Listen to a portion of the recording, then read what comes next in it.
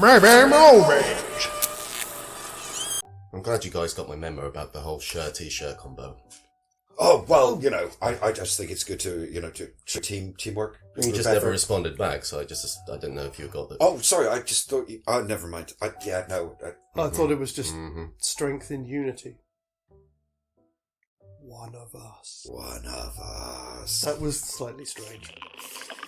Okay, so we are set and ready for Act 1 of An American Werewolf in the Dark. In the dark, indeed. It's going to be a long and confusing journey, I think. I think it is. Before we do, I will, first of all, just go, Bonjour. How do you do? Hello. Say thank you for joining us again. It should be Wednesday. Or at least it's Wednesday where you are. Who knows? And hopefully everyone is okay. Thanks again for coming back and joining us. As always, if you are new to the channel, then please do consider liking, sharing, subscribing, leaving a comment, and all of the other stuff that they keep adding to the list. If you're feeling really, really especially nice, then do consider sharing the videos because, we could use the support. It really does help us, folks. Before we begin, a quick shout out for one of our old friends, one of our earliest subscribers, to a channel that's called On Tour with the Dridgers. Rhiann and Ben are a couple from the south coast of England who do travelogues, things like that, and obviously during the lockdown they were very much kind of had their hands tied behind their back, not being able to go anywhere. Oh, tell us about it. So since everything started opening up again, they've decided to pretty much sell everything up and go on a tour. I think they're actually going on a tour around the world. Oh, nice. But I know at the moment they're doing a massive tour of South America. You lucky, lucky people, you. Yes, very jealous. They know that because I've left it on their channel going, God damn you! Taking wonderful train rides through like Peru and places like that. It's just like... But yeah, I hope you're both doing well. And bon voyage. Indeed. Safe voyages and things and stuff and like that. Right. Yeah, where are we? Oh, we're here. So, we're here at the beginning. At the beginning of whatever this is going to be. Right. Two things.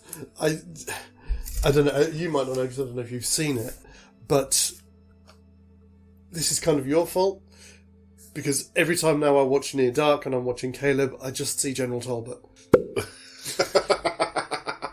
Have you seen... That's hardly my fault. Have you seen Agents of S.H.I.E.L.D.? Oh, bits of it, yeah. But Adrian Pastor is in that playing General Talbot. Oh, okay, right. Oh, did you not know he was also one of the main characters in the Heroes TV show? Oh. I never really watched Heroes. Oh, right, yes, yeah, he was one of the main characters in that as well for a few years. And another thing that I did notice in that bit in Near Dark where he leaves May and he tries to get back home before he gets to the bus station and he's walking down that street in that other town. Mm-hmm. Across the street there is a cinema and the movie that's playing is Aliens. Oh, you are shitting me. And also something else that I noticed when I was rewatching this. I'm not sure. When his dad wakes up and goes in to find out where Sarah is and goes into the bedroom, and you assume it's her bedroom, but I don't think... I think it must be she's supposed to be sleeping in Caleb's bed. Because I suddenly looked around and it's like, she's got a rifle in the corner of her room. Dude, no, that's not necessarily an odd thing. But it's just that on the wall there's cowboy hats and stuff, which made me think, is she actually supposed to be sleeping in his room? But the size of the bed compared to the size of her, they look in proportion, so it's like, not sure if it's supposed to be. You make a point, yeah. Could be. Anyway, this is all flannel. It's not stereotypically pink and flowery or anything like that? No, it's definitely not a little girl's room then. It looks like a shit kicker's bedroom. We went through our acts last week, and I think we've kind of decided that, as you said yourself, they are guidelines. They're kind of guidelines. Yes, indeed. For where we need to call our acts in this. I can legitimately do that because we did do Pirates of the Caribbean earlier in the year. Our Journey on the High Seas, yes. It was, yeah. It was Pirates of the Caribbean and The Golden Voyage of Sinbad. Oh. Do you remember what episode number that is? 30-something? Something like that. I'll have a look. I'll put a link up here somewhere or something. Yeah. Just so that we don't get into the confusion of, oh shit, are our act structures moving as well or not? Because that's not how this is going to play out. No. We've got several somewhat different movies going on here. Yeah. So it's going to be, again, a little bit of a change from how we normally do things, as opposed to just picking specific scenes from each of the acts. We're going to have to kind of wrangle it together from whatever ideas we come up with. Yes, it's going to have a different structure, so we're going to have to work our way through it. I kind of had an idea for the opening, but I don't know. I want to see what else everybody else has got. I didn't have anything prepared, so no, go ahead. No, you take the floor on this one. Do I get to get the speaking conch? If we can find it. Okay. I think we open as Near Dark does, so you've got Caleb out wherever he is in the back of his van. Yeah. Back of his truck. What I thought, again, replace the symbolism of the mosquito biting him with coyotes howling off in the distance. That's where I thought you were going to go with that. Yeah. Yep, sure. Maybe sees a number of them. Possibly they're spooked. I know that obviously they're wild animals, but they're spooked because there is a werewolf in the vicinity. Oh, so like a pack of coyotes up on the hills starts up howling, and then something spooks them. Yeah. All right. Yeah, Okay. Yeah. Nice little bit of foreshadowing. Then he gets obviously drives into town. He clocks them, drives into town to meet his friends. Because I went back and double checked, neither of his two friends have names. The only thing he says when his mate jumps on the truck, he says, "Get off the truck, son." So I thought, well, why do we call him Sonny? Okay. And then his other friend, because he's got two buddies, we can call his other friend Buddy. So we've got Sonny and Buddy. Yeah. Okay. Seems appropriate. They do their normal thing. They're meeting up for the night. They go for a few beers. Mm-hmm. But Caleb can't get this idea out of his head that, there's these coyotes that are a lot closer to certainly to their ranch or wherever he was at the start than they normally would be. Gets a bit worried about his horse. So they take a drive out to make sure the horse is okay. I have to admit, I saw it a little differently. Okay. I kind of liked the idea of actually nodding to the original plot of Near Dark. And because they're at this little roadhouse or whatever it is that they're at. So there's this girl that they haven't seen before. Okay. I think I know where you're going with this. Carry on. Do you remember how David is the morning after he transforms? Mm-hmm. How he's all touchy-feely and everything like that. So imagine them in the bar drinking beers. This girl's all touchy-feely. Maybe they're playing pool. Maybe they do a little bit of grandstanding. And then suddenly she just has to go. Okay, so you want to make her the... And runs off into the night. And he follows her. I think they follow. They follow her, yeah. Okay. Because to them it's a game at this point, isn't it? Yes, of course. I mean, that was my thought. And I just felt it's a nice nod to how he met May and...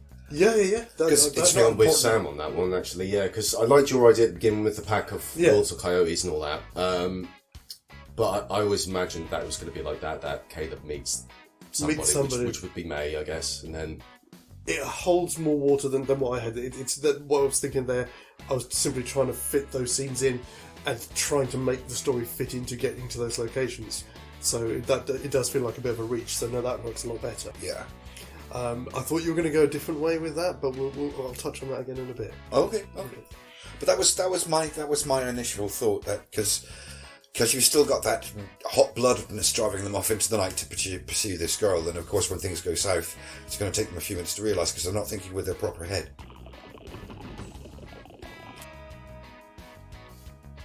What? Nothing. I thought there was something trying to get in. What was coming from the window then? That's not a window. We've tried before. Oh. The curtains are there, but they're kind of painted on. Like a Wile E. Coyote cartoon. Kind of, yeah. Mm-hmm. Yes, a little bit like that. Okay. They follow her out into the night. Yes. They kind of lose track of her. Mm-hmm. I was going to suggest then. So you've got all three. I was going to say that all three of them are there. I actually like the idea of all three of them. I know it changes things, but we're already changing a lot of things. I think maybe Sonny and Caleb get out of the truck and they go wandering off to try and find it. So Buddy's still back in the truck.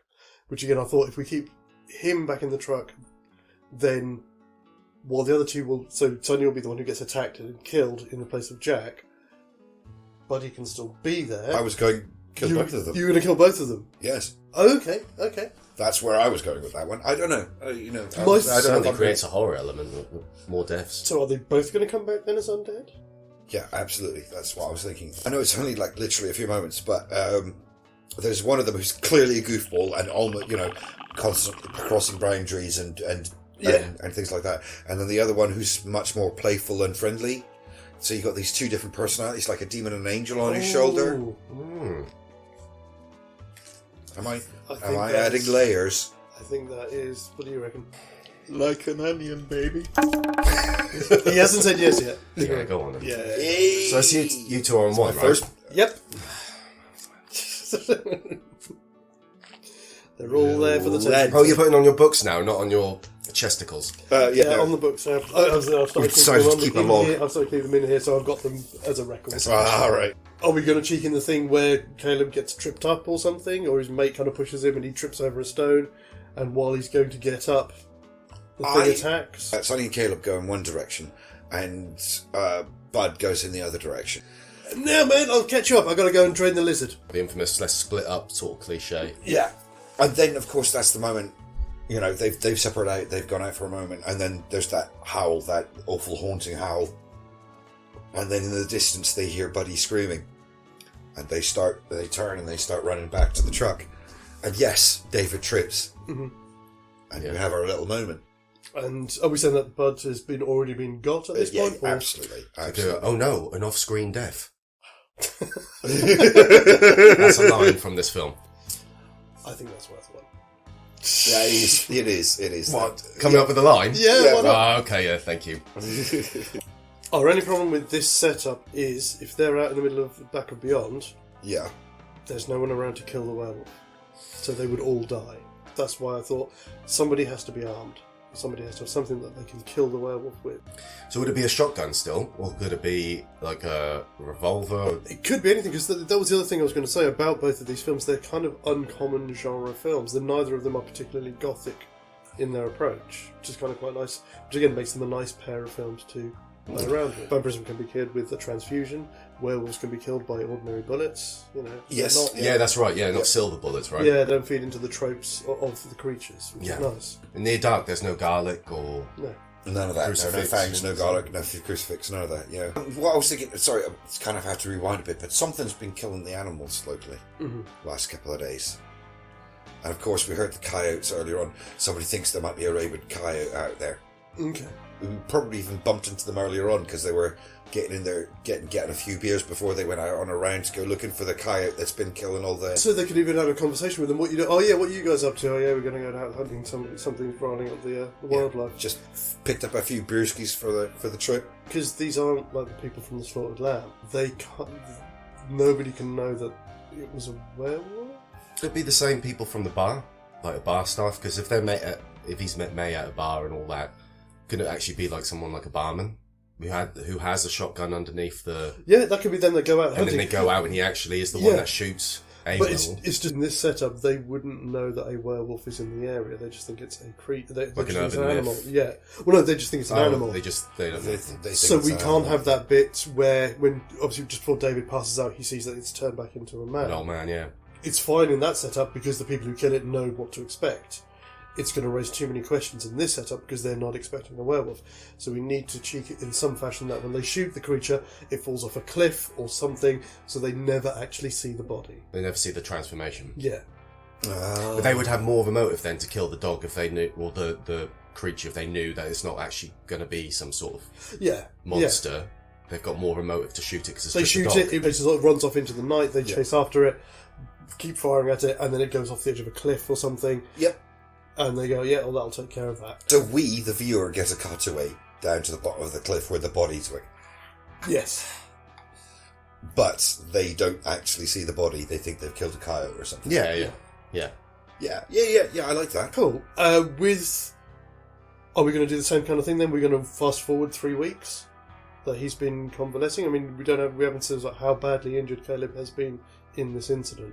Well, that's the thing. I mean, in the story, it does the simple thing by fast-forwarding things by 3 weeks because he's in a coma. Yes. Are we going to say that Caleb's also in a coma, or are we going to give him more time to figure out what's going on? I don't know. I don't think it really matters either way, actually. I mean, you could have him in a coma, or you could have him been treated for surgery if he's had a bite on him. Oh, so he's just convalescing. Yeah, it could yeah. I mean, part of me Sorry. No, I was just going to say, it could be 3 weeks or it could be the next day. Part of me wants to say I think we keep the 3 weeks purely because, and again, even more so in this setup, he lives on a ranch. As soon as he goes back home, the animals are going to be freaked. Yeah. Just by him being there. So the closer that we leave it to when his transformation is due, the less time that we have to do it as movie makers to try and explain away the fact that they've suddenly got this aversion to him. It compresses the time and the tempo of the story. Yes. If we move forward 3 weeks, it does do that for us. I was going to make a suggestion as well, and again, I don't know if you guys will go for it. We could... Well, we've obviously swapped out Jenny Wright because May's not in this film. Mm. So we could also slot in Jenny Agutter as a nurse who's coming to visit him to check up on his progress. Like a district nurse. He's convalescing at home. Yeah. And then, therefore, again, we get that love interest still in there. I feel like we should have it there, yeah. Yeah, that's a good idea. Yeah, and again, it just makes sense that we take Jenny Agutter out of American Werewolf and drop her into this. Yes. Yeah. There's also there. That's nice. So we pick up on him a couple of weeks later in the hospital being visited by Alex. Yeah. I assume we're going to keep her name. May as well. Yeah. And it could work for his American name as well. With the dream sequences that he starts to have, are we going to have those as... Again, they're going to be more relevant to the to his environment and to his experience.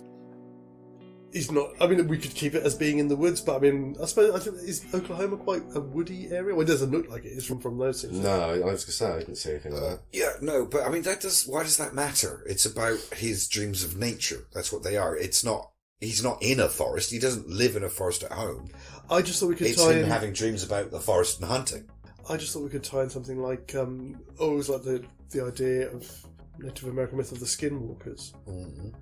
That you get a sequence of this animal running through and then it throws off its skin and he's underneath it. I was just thinking of imagery and things that we could put in there. We've already got some pretty good imagery going on in the first place. That's true. That's true. More imagery. More. That's what John Landis did when he was making it. He was just like, more! Pretty much. And as many tunes that he could find with Moon in the title. Of course. Yeah. What was the track called? Bad Moon Rising? Bad Moon Rising. Bad Moon Rising by Cleveland's Career. It's not. It's Bad Moon on the Right, isn't it? Huh? Bad Moon on the Right is the track. It's Bad Moon Rising. It is Bad Moon Rising, yeah. Pretty sure it's Bad Moon on the Right. The song is called Bad Moon Rising. Always has been, always Want to make will a bet? be. If we're right, we get a gold star. Fair enough, I'll take that bet. If I'm right, I get 2 gold stars because there's 2 of you. But you will have to wait and find out on Friday how that bet works out. He's wrong. But obviously you've got Blue Moon in there as well. 2 versions. Yes. Oh, really? Yeah. But this will then bring us up to our first appearance of Sonny and Buddy. Yes. Because that happens when he's in the hospital, doesn't it? It does, yes. Right, yeah. Okay. Yeah, so he goes from having the dreams to having someone in his room when he's awake. Or at least he thinks he's awake. So yes, Sonny and Buddy. And that brings us to the end of our Act 1. It does, yes, that is. I'm fully satisfied with that. Yeah, okay. I was worried that this was going to take a lot more conversation before we got to the end of the act, but no, you're right. We're working well as a team so far. It's doing good, building good, Getting strong. outnumbered. Okay, so that is excellent. So please do come back and join us on Friday when we get to grips, or I suppose that's always have to do with these ones here. We get our teeth into Act 2 of An American Werewolf in the Dark. Until then, have a good couple of days. And as I'm sure I've mentioned it somewhere else in something that we've done, but it's such a lovely quote, I'm going to mention it again. In the words of Norman Stanley Fletcher, don't let the bastards grind you down. As always, guys, TTFN. Sayonara. Ba ba ba ba ba ba ba ba ba ba ba ba ba ba ba.